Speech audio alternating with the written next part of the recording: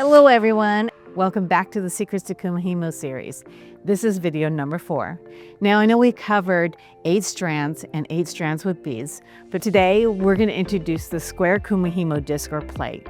Don't worry, don't get scared, stay with me. It's just a different shape and it's a different type of weave. But it's going to be easy once again with repetition. Get our email newsletter for beading news, sale announcements, new product announcements, and more. Link is in the description below. This flat braid is really trendy and is great for wrapped bracelets, like the one we're doing today. Again, you could choose any color or type of cord, but for learning purposes, the satin ink cord works very well and is easy to use. So let's begin our wrapped flat braid bracelet. We're going to go over the supplies that we need to make this wrapped bracelet. So here I have 3 different colors, a satin ink ribbon, which is 1 millimeter in size. And then we have our findings here. We have some jump rings, a lobster claw, some end crimps, and of course a charm to accent the bracelet. And we have some E6000 glue and a toothpick, and also a flat nose plier, and they're dipped, but I'll explain that in a little bit. Okay, so here's how I set up my desk. So I got 10 strands of cord, and I did an overhand knot there, and I attached my Kumihimo weight, and being that they're 20 inches long each, I wrapped them around our huggy spools, which you can learn about in our previous videos. And I staggered these colors just for better viewing for you guys to follow me, but when you're doing it yourself, you can have it in any order, okay? I have 6 strands up at the top in slots 4 to 9, and I have 4 cords on the bottom in slots 5 through 8. Now I'm going to start off with this top cord in number 6, and I'm going to bring it over to the right side here, over to, to the right side, circle B. And then I'm going to take the left side from top 7 over to B on this side. So now these are my side cords, okay? As you can see, I left 2 openings up here. So now I'm going to take 6 from the bottom and go to the top 6. Then I'm going to take 5 from the top and go into 6. Then I take bottom 5 and go into top 5, top 4 to bottom 5. So you can see I just went back and forth, up and down, filling those empty slots. So now I have done the left side of the disc. Now I'm going to do the right side. So I'm going to take the bottom 7, which is down here, and I'm going to put it up to top 7 in that empty slot that is vacant up there for me. Now I created an empty slot down below. So I'm going to take the 8 and put it in there. The bottom 8 to the top 8, which is vacant, the top 9 into the bottom 8 that is vacant. Now I need to go back and put my side strands in now. So I'm going to take my right side B, back up to 9, left side B, back into 4. And now you can see we're right back where we started with 6 at the top and 4 at the bottom. And it's just that kind of simple pattern. I'm going to do a few more times. So we're going to do top 6. Oops, sorry about that. We're just kind of getting tangled into here. There we go. Where are you? It's hard for me to see without moving the wheel. There we go. Okay, top 6 to side B.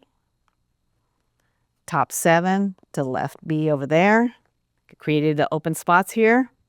I'm going to take bottom 6 to top 6, top 5 to bottom 6, bottom 5 to top 5, top 4 to bottom 5. I've done the left side. Now I'm going to do the right side. Okay, so bottom 7 to top 7, top 8 to bottom 7, bottom 8 to top 8, top 9 to bottom 8, and going back to the side strands. So if you can see, it's not a hard pattern to follow. Now we've got 6 at the top again, 4 at the bottom. And it's just that. We're going back and forth from the left side to the right side. in the beginning, we're making our side strands as well here. So we're going to do that again. So as you can see, I'm also not rotating my disc like we did previously with the round disc in our other videos. So I'm just going side to side first and then bottom to top into those vacant slots.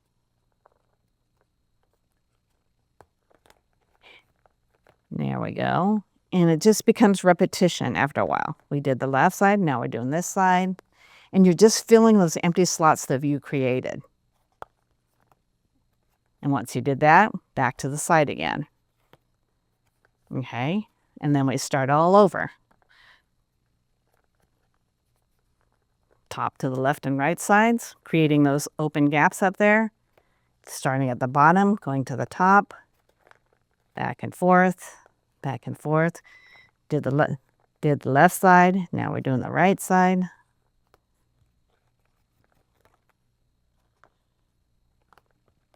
And then back the fourth. I'm going to do one more time so we can actually see the pattern, because it doesn't take that long to create a pattern that you'll be able to see something that you've created. So going back, back, and then up and down, and then back to the right side. And now you can see what I'm talking about, repetitions. So I'm going to just flip it and just show you a little bit of the braid that we're creating here.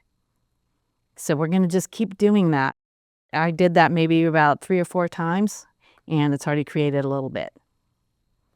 So I'm going to continue until I get a desired length that I want. So I'll keep doing this and we'll be right back.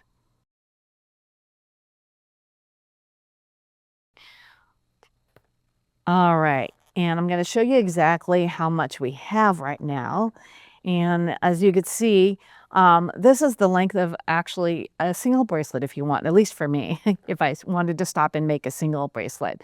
But we're going to make a wrapped bracelet, so I'm going to keep going. But I just wanted to show you that you could customize it and make any size you'd like. Okay, and I'm just about done here, but I just want to remind you to for success to keeping your braids nice and tight and straight, just make sure you hold on to things, keep them really tight, tighten them up every once in a while. And as you can see, I've removed the Kumihimo weight and the spoolies as I'm getting closer to the edge finishing, because it's just easier to handle everything, being that this bracelet is very long. So we want to just keep everything nice and tight and secure. I just forgot where I was at first. There we go. And you could tell if the braid's getting kind of loose, and you'll feel it. And just tighten up your cords as you're doing it, and just everything, and make sure everything's nice and secure and it's looking even as you go. So I'm going to just finish this off, and then we're going to go ahead and tie off the end after I had this pass, because I'm about at the length that I want to be. But remember, this is going to be your bracelet, and you can measure it to your length of how much you want to keep going. But I think I'm at the point where I want to stop. Okay? So now when you stop, you want to make sure you're at the point where you started in the beginning. 6 at the top, 4 at the bottom. Okay? That's just to keep all your cords nice and even. So I'm going to take this off a disc. And slide the disc off, and we're just going to do an overhand knot. Okay, so hold it really nice and tight where that knot is, where you want the knot to be actually, and then it's going to take a while to kind of get all these cords, because you are handling 10 cords at once, so it may take a minute or two. But I'm basically just doing an overhand knot and slipping all of these cords through. Okay. There we go. One got away. Make sure you get all 10. Okay, and then I'm going to just slowly cinch up, and so I don't lose that braid. And I'm going to tighten it. All right. You don't have to worry too much about what it looks like at the knot, because we're going to now glue these ends, and we're going to cut them. So you don't have to worry too much. All right. All right, so now we're going to take our E6000 glue. And I have it with a toothpick, and this seems to be the best application use. I love toothpicks. They are a great thing to use. All right, so I'm going to take a little bit, and I'm going to just go probably an inch up because I want these braids to stay secure, okay? And I want to be able to have that end clip stay nice and secure. So I'm spreading it in, and I'm also going to do a little tug just because I want that glue to go into that weave or create a knot, okay? Or the weave, I should say. I want that glue to stay into the weave. And I'm going to turn around and do it on the other side. Okay. You just want all that to get into the weave. And do a nice little tug again. And then I'm going to do it on this one, on the other end. And get some glue on my toothpick. And again, go about an inch. Spread it all in. A little tug. Make sure it goes in. And I'm going to flip it over and do it on the other side.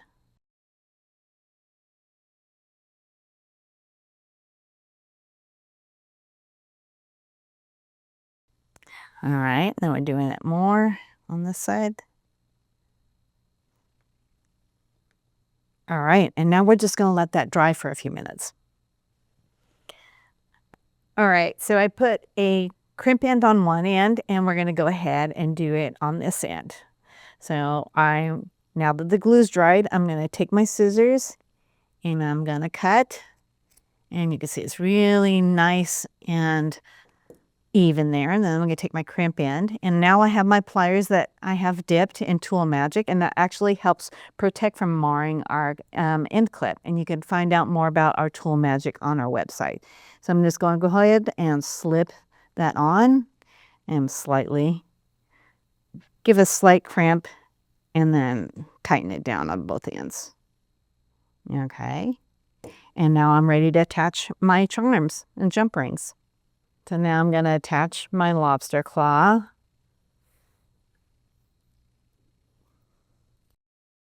And now we're going to attach our charm to the other end.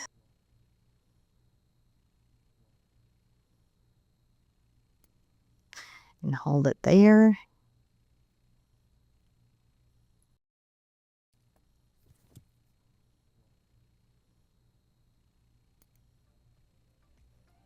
And there we go. Just make sure it's nice and tight. And there we have our lovely 10-strand flat braid wrapped bracelet complete. Wow, you did it! You learned another braid.